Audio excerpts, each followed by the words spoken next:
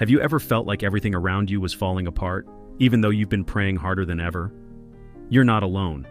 In fact, that's often the first sign that God is about to do something big in your life. Before the breakthrough comes the breaking. Before the blessing comes the battle. Let's look at the spiritual signs that show you're not being punished, you're being prepared. Because when God is about to give you something big, He gives you these signs first. Number 1. Everything feels like it's falling apart. Let's start here, because this one hurts the most. Your plans collapse, relationships end, doors slam shut. It feels like rejection, but it's actually redirection. God is removing what cannot go with you into the next chapter. He's pruning, not punishing. John 15:2 says, "Every branch that bears fruit He prunes, that it may bear more fruit." If you're in a season of loss, don't assume it's a setback. It might be divine preparation, because elevation requires separation. Number 2, you start losing people you thought were permanent. Suddenly, people begin to exit your life. Some betray you, some distance themselves, others just disappear. And it stings. But here's the truth.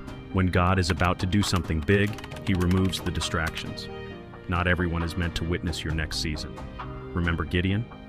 Before he could win the battle, God told him to reduce his army. Because God doesn't bless noise, He blesses alignment. If people are walking away from you, let them go. God is setting the stage for something greater. Number 3, you feel an unexplainable restlessness. You're not where you used to be, but you're not where you're supposed to be either. You feel it in your spirit, a stirring, a pulling, a holy discomfort. That's not confusion, that's calling. When God is shifting you into something bigger, He'll first make you uncomfortable with the small.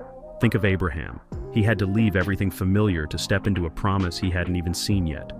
Faith starts where comfort ends. That restlessness you feel, it's not something to ignore. It's the Holy Spirit nudging you forward. Number 4, old temptations. Suddenly resurface. Out of nowhere, temptations you thought you'd conquered come back stronger. The lust, the anger, the pride, the fear. It's spiritual warfare.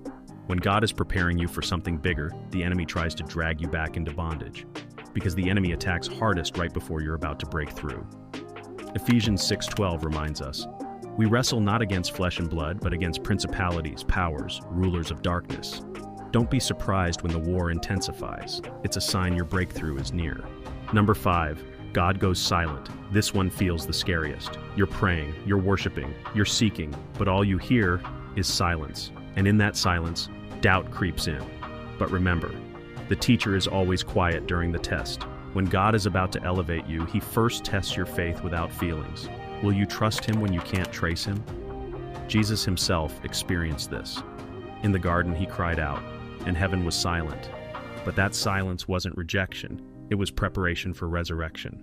Number 6, doors begin opening without striving. This one feels different. After all the resistance, suddenly a door opens. The job you didn't even apply for. The opportunity you weren't chasing. The connection you didn't expect. It feels easy. Not because you're lucky, but because it's God's timing. Revelation 3:8 says, "See, I have placed before you an open door that no one can shut." When the right time comes, you won't have to force it. God's favor opens doors no man can close. Number 7, you're drawn deeper into prayer and fasting. You're not sure why, but suddenly you feel called to pray more, to fast, to consecrate yourself. This is God preparing your spirit for elevation. Big blessings require big capacity, and the only way to carry what's coming is to strengthen your spirit. Before Jesus stepped into His ministry, He fasted 40 days. Before Esther saved a nation, she fasted 3. Fasting isn't just sacrifice, it's preparation. If God is calling you into deeper intimacy with Him, it's because He's about to release something that requires a deeper you. Number 8, your dreams start becoming vivid, prophetic, or disturbing. Have you started having strange dreams? Waking up at odd hours? Seeing visions? Sensing things before they happen? Don't dismiss it. God often speaks in dreams. Joel 2:28 says, "Your old men will dream dreams. Your young men will see visions." When God is about to release something into the natural, He often confirms it in the spirit first. Pay attention. Your spirit knows things your mind hasn't caught up to yet.